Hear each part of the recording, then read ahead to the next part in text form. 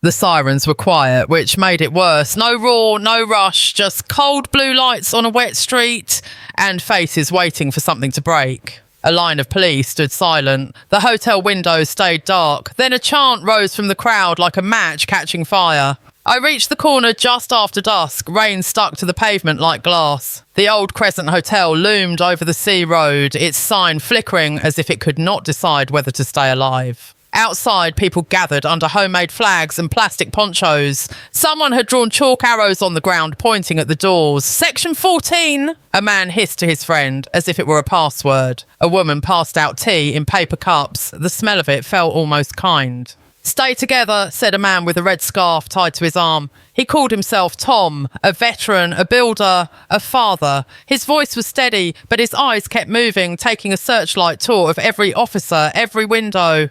We're here to be seen. Across from him, a young officer checked a clipboard. His helmet sat too low on his brow. He kept reading the same line, lips moving. He had the face of someone who wanted to be elsewhere. Maybe home, maybe before this evening was ever planned. The hotel door opened once. A manager in a suit whispered with another official, then shut it again. The crowd leaned forward like a tide about to pull. A chant started. Who decides? We decide. A drum tapped a heartbeat. A boy on a scooter circled the edge and vanished when his mother grabbed him by the hood. Back from the barrier, the officer said softly into his radio. No one moved.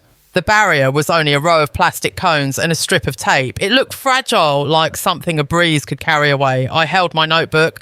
Though no one reads notebooks anymore. People read pictures. A woman with a live stream rig moved beside me.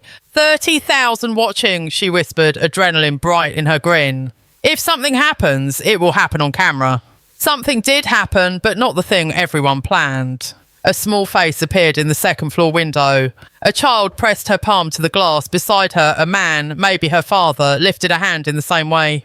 The crowd hushed for a heartbeat, as if a lens had clicked shut, then voices tangled. Some shouted, some turned away.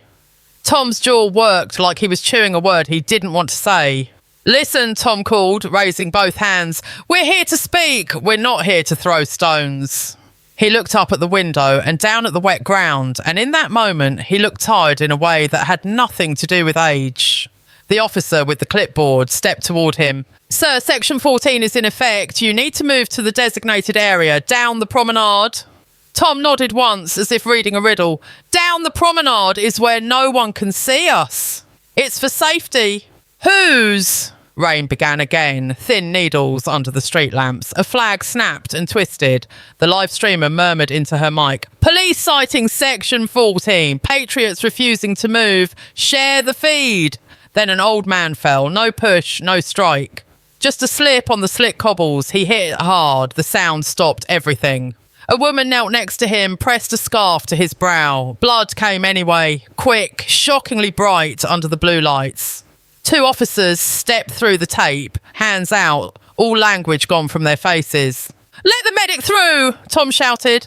Step back, the clipboard officer said, but his voice cracked. He helped lift the man by the shoulders. Someone held an umbrella. Someone else cursed the rain. In the window, the child vanished. The glass went black again. The ambulance came fast, cutting the street into two worlds. One red lit, one blue. When it left, it took some anger with it, as if the wheels had picked it up. People breathed. Shoulders dropped. The drum went quiet. From the back of the crowd, a young woman with a notebook, not mine, hers, climbed a bench. Her name was Layla, a local teacher, hair frizzed by the damp. Enough shouting at ghosts, she called. If you want answers, ask for them. Names, numbers, decisions, put them on paper and make them answer. She held her notebook over her head like a license to exist. Tom looked at her, then at the officer, who signed the order. Superintendent Harris, bring Harris. The officer glanced at the hotel, then at the restless line of faces. He spoke into his radio. Minutes stretched. The sea kept breathing somewhere beyond the car park.